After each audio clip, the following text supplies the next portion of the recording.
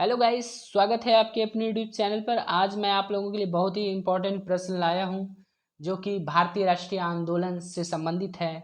जैसा कि आप लोग जानते हैं कि राष्ट्रीय आंदोलन को जो है 3 चरणों में विभाजित किया जा सकता है। पहला चरण जो होता है 1885 से 1905 और दूसरा चरण 1905 से 1919 और तीसरा चरण 1919 से 1947।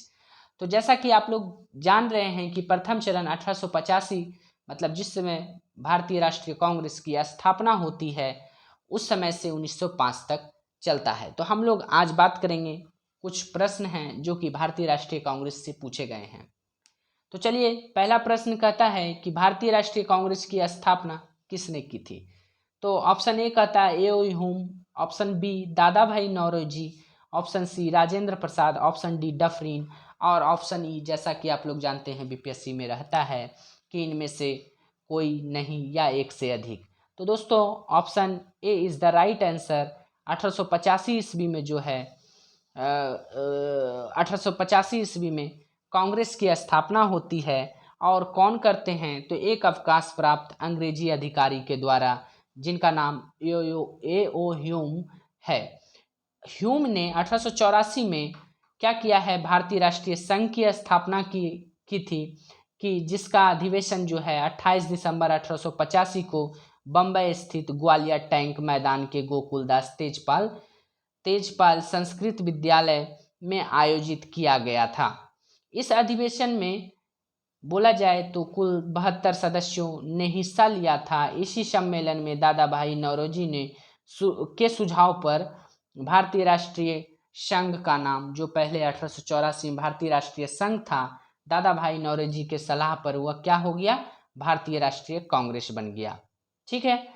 कांग्रेस ने एओ की मृत्यु जब हुई 1912 में, तो 1912 मतलब एओ की मृत्यु पहले हो गई, उसके बाद 1912 को क्या किया, उन्हें कांग्रेस का जनक घोषित किया गया। तो यह भी प्रश्न पूछा जाता है कि एओ को कब कांग्रेस का जनक घोषित किया गया, तो 1912 में।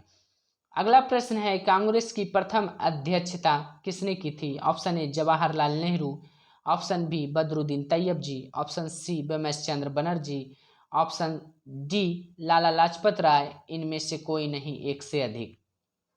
तो दोस्तों, इसका सही उत्तर होगा प्रथम अध्यक्षता जो है 1885 में बम्बई में किसने किया था, बिमस चंद्र बनर्जी।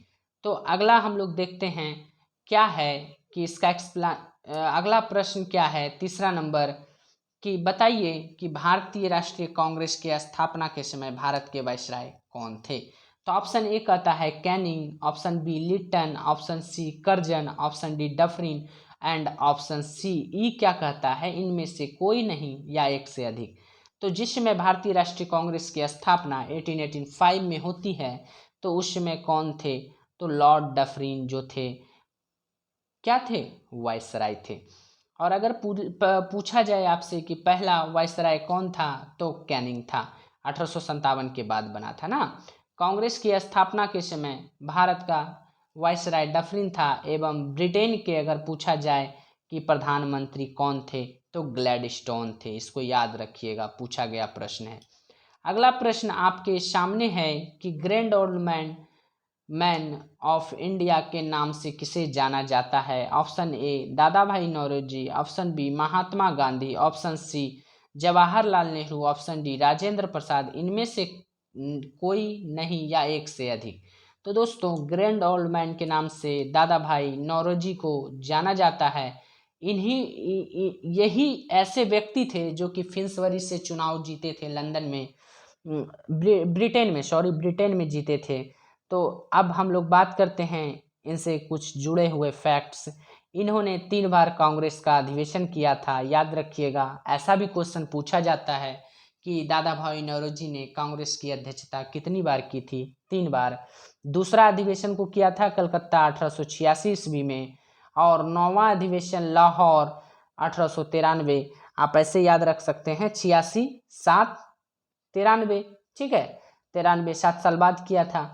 और 22वां अधिवेशन कलकत्ता 1906 में। तो पहली बार अगर स्वराज शब्द का प्रयोग कब किया गया था, पूछा गया है बहुत बार, तो 1906 में कहाँ किया गया था? कलकत्ता में। कौन सा अधिवेशन था? तो 22वां अधिवेशन। कब? तो 1906, याद रखना है।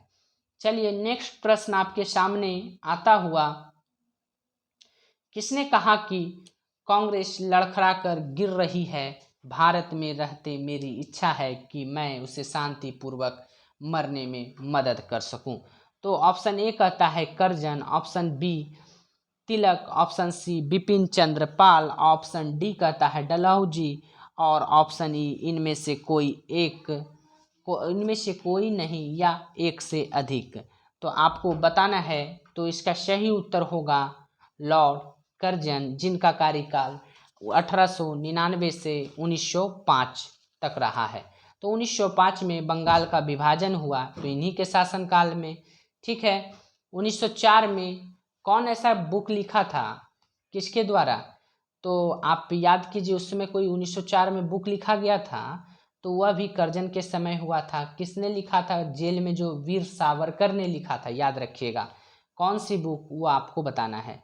तो देखते हैं तिलक ने क्या कहा था कांग्रेस के बारे में। यदि वर्ष में एक बार मेढक की तरह टर्राएंगे तो कुछ नहीं मिलेगा। बंकिम चंद्र चटर्जी बनर्जी क्या बोलते हैं? कांग्रेस के लोग पद के भूखे हैं। और बिपिन चंद्र पाल, कांग्रेस याचना करने वाली संस्था है। याचना मतलब दया याचना, कोई भी चीज़ लड़ के नहीं लेंगे, हम दया याचना करेंगे छोटी छोटी बातों के लिए। ठीक है। तो ये बिपिन चंद्र पाल कहते हैं, याद रखिएगा, ये तीनों से पूछा जाता है, बहुत ही इंपॉर्टेंट है। नेक्स्ट है, किसने स्वतंत्रता प्राप्ति के बाद भारतीय राष्ट्रीय कांग्रेस को समाप्त करने का सुझाव दिया था? Option A Mahatma Gandhi, option B Abul Kalam Azad, option C Subhash Chandra Bose, option D Rajendra Prasad, option E इनमें से कोई नहीं, एक से अधिक। तो मेरे दोस्त, इसका सही उत्तर होगा ऑप्शन ए महात्मा गांधी ने जो सलाह दिया था कि अगर हम लोग भारत को आज़ाद करा लेते हैं तो फिर उसके बाद कांग्रेस, राष्ट्रीय कांग्रेस को समाप्त कर देंगे। ठीक है, भारतीय राष्ट्रीय कांग्रेस को। चलिए नेक्स्ट प्रश्न आपके स्क्रीन पर है कि कांग्रेस की अध्यक्षता कितनी बार अंग्रेजों के द्वारा की गई थी? अंग्रेज ने कितनी बार किया था?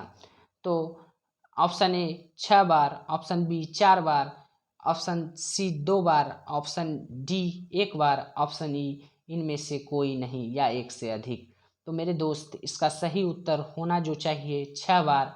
और यहाँ प्रश्न में देखिएगा दोस्तों, यहाँ पर कोई महिला पुरुष की बात नहीं किया है, सिर्फ कितने अंग्रेजों ने किया, तो सभी हो जाएंगे। तो देखिए कहाँ कहाँ 1888 में जॉर्ज यूल किए थे, इलाहाबाद में पहले अंग्रेज थे। 1889 Bombay Wedderburn, 1894 Madras Alfred web, 1904 Bombay Henry cotton, 1917 Calcutta Annie Besant, जो कि ये भी महिला भारत की नहीं थी। अगर बोलेगा कि बताइए कि पहली महिला जो भारत में कांग्रेस के अधिवेशन किया था, तो कांग्रेस के अधिवेशन का अध्यक्ष कौन थी? तो एनी बेसेंट पहली महिला। लेकिन भारतीय बोले तो सरोजिनी नायडू। तो ऑप्शन फिर उसके बाद जो है 1910 इलाहाबाद वेडरबन। तो देखिए कितनी बार हुआ?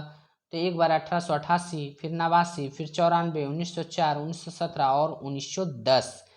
इतना बार अधिवेशन हुआ, अंग्रेजों के द्वारा अध्यक्ष बने इस अधिवेशन में। नेक्स्ट प्रश्न है बिहार से कि कांग्रेस के प्रथम अधिवेशन में बिहार के कितने प्रतिनिधियों ने भाग लिया?